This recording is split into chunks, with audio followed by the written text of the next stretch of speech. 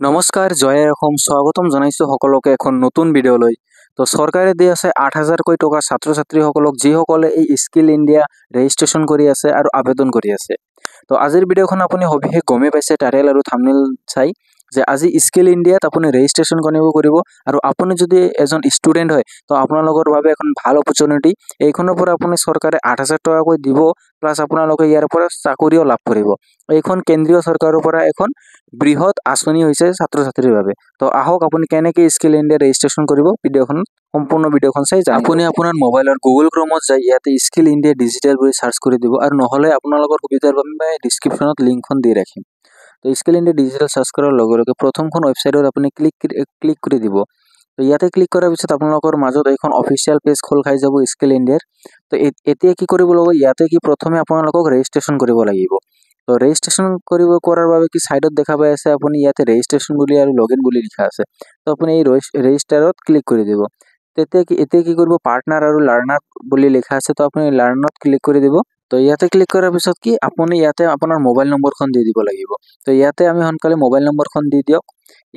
Mobile নম্বৰখন দিয়াৰ পিছত আপুনি টাৰ্ম এণ্ড কণ্ডিশ্যনত বক্সত ক্লিক কৰি আপুনি ইয়াতে কণ্টিনিউত ক্লিক কৰি দিব লাগিব। তো ইয়াতে ক্লিক কৰি আপুনি কণ্টিনিউত ক্লিক কৰাৰ লগে লগে কি আপোনাৰ মোবাইলত এখন OTP আহিব, আৰু এই OTPখন আপুনি ইয়াতে ফিল আপ কৰি দিব লাগিব। তো আমি সোনকালে OTPখন ফিল আপ কৰি দিম। তো OTPখন ফিল আপ কৰাৰ পিছত কি আপোনালোকৰ অট'মেটিকলি চাই লওক ইয়াতে আপোনাৰ কি পাছৱৰ্ড বনাব লাগিব। আপুনি এখন 4 ডিজিটৰ পিন বনাব লাগিব, ঠিক আছে। তো মই পিনখন বনাই আছোঁ। তো ইয়াতে কি লগইন কৰাৰ সময়ত আপোনাৰ এই পাছৱৰ্ডখনৰ দৰকাৰ হ'ব, তো আপুনি ছেট কৰি দিব। তো ছেট কৰাৰ পিছত কি KYC অপশ্যন আহিছে, আৰু বাই OTP আপুনি বাই OTPত ক্লিক কৰি দিব। বাই OTP ক্লিক কৰাৰ লগে লগে কণ্টিনিউত যাব। তো কণ্টিনিউত যোৱাৰ পিছত কি ইয়াতে আপোনাৰ আধাৰ নম্বৰখন দি দিব লাগিব, আৰু যিসকল ছাত্ৰ ছাত্ৰী আধাৰ কাৰ্ড নাই সেইসকলে আবেদন কৰিব নোৱাৰিব। তো ইয়াতে কি আপোনাৰ আধাৰ নম্বৰখন টাইপ কৰি দিয়ক। তো মই সোনকালে আধাৰ নম্বৰখন টাইপ কৰি দি ইয়াতে আই এগ্ৰি অপশ্যনত ক্লিক কৰি কণ্টিনিউত ক্লিক কৰি দিম। তো কণ্টিনিউত ক্লিক কৰাৰ পিছত আপোনাৰ আধাৰ কাৰ্ডত যিখন মোবাইল নম্বৰ আছে সেই মোবাইল নম্বৰটো এখন OTP যাব, আৰু এই OTPখন আপুনি ইয়াতে টাইপ কৰি দিব লাগিব। তো এই OTPখন আমি সোনকালে টাইপ কৰি দিম। তো এই OTPখন টাইপ কৰি দিয়াৰ লগে লগে ভেৰিফাই হৈ যাব অট'মেটিকলি। ভেৰিফাই হোৱাৰ পিছত কি আপোনালোকৰ মাজত এখন নতুন পেজ খোল খাই যাব। তো নতুন পেজ খোল খোৱাৰ পিছত এতিয়া কি কৰিব লাগিব, আপোনালোকে যদি ভিডিঅ' এতিয়ালৈকেও চাই আছে ভিডিঅ'খন লাইক কৰক আৰু চেনেলখন অৱশ্যই ছাবস্ক্ৰাইব কৰক। তো দেখা পাই আছে আপোনালোকৰ ৰেজিষ্ট্ৰেশ্যন হৈ গ'ল। তো ৰেজিষ্ট্ৰেশ্যন হোৱাৰ পিছত কি এতিয়া আপোনালোকৰ ওপৰত দেখা পাই আছে ইউজাৰত আপোনালোকৰ নেম এখন সম্পূৰ্ণ আহি গ'ল। তো ইয়াতে দেখা পাব ইয়াতে আপোনাৰ মোবাইল নম্বৰখন থাকিব আৰু ইয়াতে ইউজাৰ থাকি যাব।